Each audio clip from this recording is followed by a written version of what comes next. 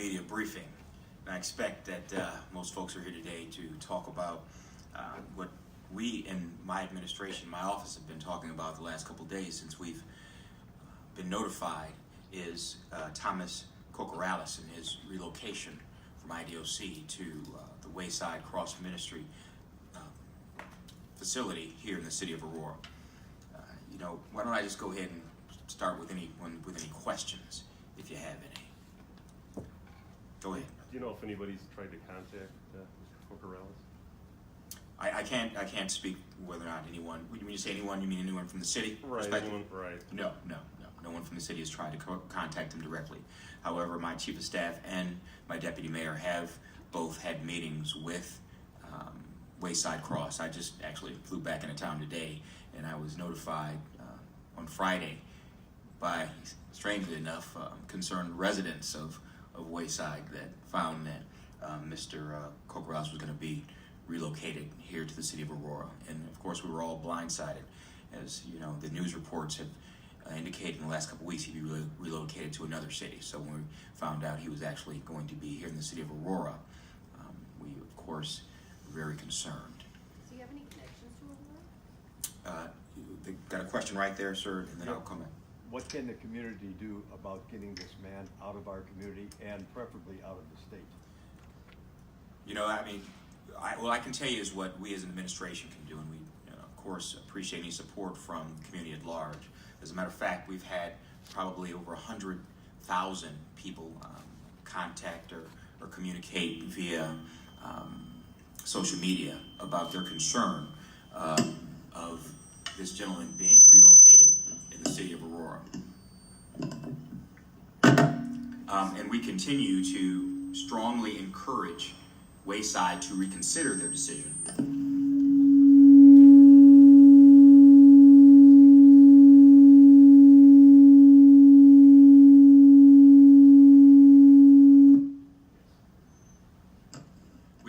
We continue to strongly encourage Wayside to reconsider their decision, and we want to work with them in the future on their model and how they're going to be receiving potential residents into their location right here in the city of Aurora. And there was a question about, yes, ma'am. Does he have any connection to Aurora? What is the significance of his being here? He has, from what I understand, has no connection, no family connection, no history of being in Aurora, other than there's a location willing to take him in, and he's willing to go there. Question? You're a former prosecutor, defense attorney, so you know how difficult it can be to relocate these individuals. Where do you think he should go? Just not Aurora? Or do you have an idea of a place that would be more suitable, especially given that he's not a convicted sex offender? I'll speak, I'm the mayor of Aurora now. I was a defense attorney and prosecutor for a number of years. But now my concern is the citizens of Aurora. And based on the outcry of and discontent and unhappiness about the circumstances, the citizens of Aurora don't want this individual living in our city. He is not my concern as to where he'll go or what other options, but I have to listen to the citizens, and I have a concern when somebody with that history, and I think we're all aware and have read reports of the history and how heinous the crimes were committed, that when somebody like that comes to our town, it always raises a red flag, and we show great concern. And he'll have to determine where he'll go and what he'll do in the future. But as far as my role as mayor and the need to protect my community, my interest is making sure he's not here. How do you plan to do that? Are you going to tell Wayside who they can and cannot accept? And what I'm saying is we're continually looking at all of our options, and we're going to, and I'll tell you this, I think Wayside's program in the past has been extremely effective. And as a defense attorney, I've suggested many clients to go there, as they have a great model with a faith-based structure to it that can help many people. And we have been supportive in the past, my administration and when I was an alderman for 10 years in the city of Aurora, of Wayside.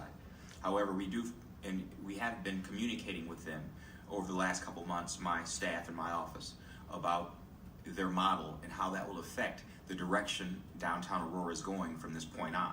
And we're going to continue to work with them to address the issues that their model creates for our community and our downtown.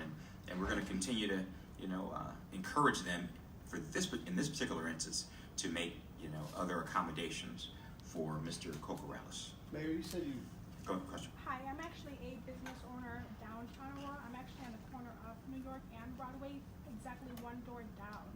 I'm actually a photography studio that has nothing, a majority female. And after watching the YouTube videos, that's a huge concern for my business and my client, myself. I'm there usually till late. It's a red flag. Like, I don't even know that I have a question. I'm just concerned, I guess. The concern that you have, ma'am, is a concern that many of our citizens have. We're the second largest state in the state of Illinois, 200,000 citizens. So when the mission of an organization conflicts with the mission of the city, and that mission is to protect our citizens, we've got a problem. So the mission of the city must always win out. There was another question. Yes, sir. Given that you said that you were blindsided by this decision, can you talk a little bit about your reaction to finding out that he was going to be here, not only here, but pretty much right here near the heart of downtown? And obviously you're going to have a reaction because when it was first reported that he would likely be in Wheaton, people in Wheaton were outraged. Can you talk about your reaction hearing that and just sort of your reaction being blindsided by this notion? Yeah, my action was outrage and immediate concern for the citizens of Aurora. And, immediately, as I said, I was, out of the state. I contacted my staff and they set up meetings with Wayside to talk about them reconsidering and how we're going to be able to work together in the future. Having been working with them and talking with them over the last month or so, I was surprised that when this information was determined by them that this individual was coming to their location, that they did not alert or notify the city in any way, given the fact that we had open communication with them in the past. Actually, I'll turn this over to my chief of staff for a second to talk a little bit about the discussions with Wayside. So I think the word blindside puts it mildly. We were following along with the rest of the region, the media reports that not only was he being released, but that he was going to a location in Wheaton. So as it turns out, he was actually in Aurora on Friday evening that we didn't know about. And then finally when he walked into our Aurora Police Department and registered, as he's required to do on a quarterly basis, that was the first time we had been made aware that he was going to be residing in a facility in Aurora. The additional concern and fear we had was basically of the unknown, because, and we're seeing that in the reaction of our citizenry, is that people don't know what to expect. We immediately reached out and talked to Wayside, and one of the disappointing factors was, just like the mayor said, we have been working with them and talking to them about how their mission and model will fit into Aurora and downtown Aurora and what we've been trying to do. If you haven't noticed lately, this downtown is thriving on a number of fronts. And so this is something that is a total bolt out of the blue that we've got to deal with not a lot of lead time. And so we reached out to them, met with the executive director and the program director, and strongly urged them to reconsider this decision and all of the different consequences that would have for our community, not only business people, but residential, and their own impact as a not-for-profit, faith-based organization moving forward. It also seems to signal a bit of a change in their mission and philosophy. So if you go on the Illinois State Police website, you will see he is categorized as a murderer. That has sent shockwaves through our community, rightfully so. And so we are looking to Wayside, and I think your question earlier, sir, was, what can the community do? I think the community should continue to voice their concerns. They should voice their concerns to Wayside, and we will try and continue to put pressure on Wayside to come to some resolution here. We're not even certain to what extent their program will track him, to whatever extent is legal, or we don't know all the details yet of how their program is going to assure not only the administration but our citizenry and the neighborhood and the region how we're going to move forward. But we believe it's best for everyone for Wayside to make other arrangements for him to be in perhaps a more appropriate setting, appropriate locale than the one he's in now. Well, Alex, when you reached out to Wayside after you learned of this, what did they say? What's their response been to you guys? I would say it was pretty much along the lines of the statement that they went out. It very much is their mission, and again, I don't want to put words in their mouth. I think I would refer to their statement, and that's a bit frustrating to us because there weren't a lot of answers given to us, and there weren't a lot of answers given in that press release. There was some hope and there was some prayer, and we all rely on that at various degrees in our lives and at various times, but we're not sure that that is enough. And I think the fact is the risk involved here, there's too much unknown. Yes. I've talked to Wayside this morning, and I was told by them that this is not the first time they have slid murderers in to their program from elsewhere. Here's what we know, and here's what our understanding's been of their program. They have had a very effective program for drug and alcohol rehabilitation. They've also had a very effective program for sex offenders. But to our knowledge, they have never had anybody with the notoriety, record, and uncertainty as this individual. And that, again, is what is causing, rightfully so, a lot of concern and unrest amongst our citizens. We don't want him here. You know, let me just say this. The safety of Aurora and our community as a whole is my primary concern, my administration's primary concern. And when an organization like Wayside decides that their mission is more important than all the other citizens in the city of Aurora and their safety and their concerns, then as I said, we've got a problem and one that we've got to address immediately. Liz? So what is your recourse here? I mean, legally speaking, is there anybody in the wrong, and how do you solve this? And you know, we're still looking at all of our options, and I think what's most important is that we continue to work with Wayside to come to a meeting of the minds of what's important to the community versus their mission. What would make your administration happy? What's the end result you'd like to see here?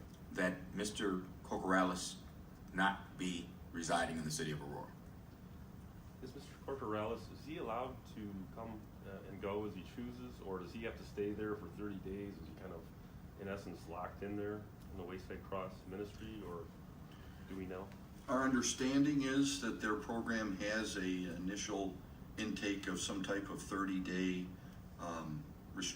restriction of movement, but there again, we don't have a full picture of what does that exactly mean. Is it strictly a lockdown? It doesn't appear to be a facility like you would see in some other correctional situations. It is more on the less restrictive side for most of their program participants. So we're not sure, and we're seeking additional information from them. In fact, we're trying to set up a meeting for them tomorrow with the mayor and our staff and continue the dialogue with them. But I can tell you this, in dealing with Wayside in the past, their program is wholly voluntary, meaning that anyone can walk out at any time they want to. Now, there may be consequences, but there is no one that's going to hold them in that location. And even if this gentleman stayed for 30 days and, you know, completed that period where he did not leave, he would be free after that 30-day period just to roam throughout the city of Aurora. Susan? Mr. Kokoraleis is not on parole. He's completed his sentence. So theoretically, he could live anywhere in Aurora as long as he registered the address. So why go after Wayside Cross? He could go live in an apartment if somebody was willing to rent to him with no program. just playing devil's advocate. We don't want him here. Listen, you know, when I got this information that he was going to be relocated to Wayside Cross, you know, first inclination was to reach out to this organization that we had been communicating with effectively, I believed, for the last month or so, talk about their programming and how it fits in the city of Aurora. The simple fact is, he didn't go get an apartment. He went to this location at Wayside. So we're dealing with the information, we're dealing with the circumstances we have. I mean, we could speculate about a million things, but right now we have a situation at Wayside Cross Ministry that we need to deal with directly with Wayside. I have one question. How would you describe the city's relationship with Wayside Ministries? You know, up to this point, as I said, we've been in communication with them over the last month, you know, a couple weeks to a month, talking about their model and how their model, you know, from this point on will fit with the direction downtown Aurora and the city of Aurora is going as a whole. And I thought, you know, we had a great, up to this point, a good open dialogue, you know, and you know, we're working toward a partnership. But, you know, I guess we'll know more when we have a meeting with them tomorrow. Has the city of Aurora? Hold on 1 second, sir. We've got a meeting for, go ahead. So just in your opinion, can this type of person with this kind of criminal background be rehabilitated, in your opinion? Yeah, I was a lawyer for 20 years, you know, did criminal law primarily, 90% of my career. And I've seen people that have been rehabilitated in programs such as Wayside. Actually, I've seen individuals that were rehabilitated because of Wayside Ministries. And just the opposite. I've seen people that were recidivists almost immediately and that were not rehabilitated. And because of the circumstances, we don't want to take that chance. It's not a chance that we want to take here in the city of Aurora. 1 second. Any other media questions? Yes. Yes, sir. Have you contacted state officials about your concerns, Department of Corrections, anybody that was involved in the process that let him out in the first place? Actually, I believe we spoke with the state's attorney's office. We have, and we're continuing to talk to them as part of our options on going forward. Any Which indication state's from attorney? them that there is anything to be done? We're still exploring those options. Would you have him committed to Health and Human Services as what do they call it, a sexually violent person? I think those are being evaluated. Those are the type of options we're talking about. But you have to remember, this just sort of hit us this weekend, and today is Tuesday, so we're still working through this entire situation. But we're looking to Wayside to maybe help on this since they're the ones that brought him here. Liz? Yes, ma'am. As this lady and you mentioned, legally he could go and get an apartment or get a job if somebody would rent him or whatever. So if Wayside releases him and he does do that, I mean, the same concern still exists, right? I mean, is that true? And I guess if I could get you to respond to the fact that one of the first things it sounds like he did when he showed up in the city of Aurora was go to the police department and register as he's legally required to do. Well, he got here on Friday, didn't go to the police department. In fact, I think it was late Saturday or Saturday afternoon that he did that. Secondly, again, we're dealing with where he's at now. He made this choice. Wayside made the choice to apparently perhaps modify their approach from what we've been told and what we've been used to, what we've been dealing with them on. And so we're still absorbing that, still talking to them, and I think we'll cross those other bridges when we come to them. But at this point in time, we're dealing with Wayside Cross and their leadership on how to resolve the situation. Are you worried about making it such a big ordeal that he goes off the grid? It is a big Not sure I understand the question. Because of all the media coverage and that you guys don't want him here, and certainly Wayside probably feels a bit of a burden to say, okay, he can be here, we'll deal with the mayor's office and all the logistics. Do you worry that all this attention might make him go off the grid and disappear because he could just? Well, if he did that, he'd be in violation of his requirement. But that doesn't make To anybody register. safer. Do you know what I mean? Well, there's been a lot more he's brought on a lot more notoriety, I think, than these last few days here in Aurora. So I think comparatively speaking, again, we're dealing with the here and now. There was all kinds of media attention, a lot more leading up to this, so I'm not sure that that's quite the concern we have right now. We're more concerned with where he's at right now and how we resolve this situation. We'll do quick commuting. Does the Steve. city, This is obviously a somewhat notorious case, but is this the first time you guys have had someone go in a police station and register with some kind of a violent background, someone who's forced to register? I mean, this must have happened before with the police department?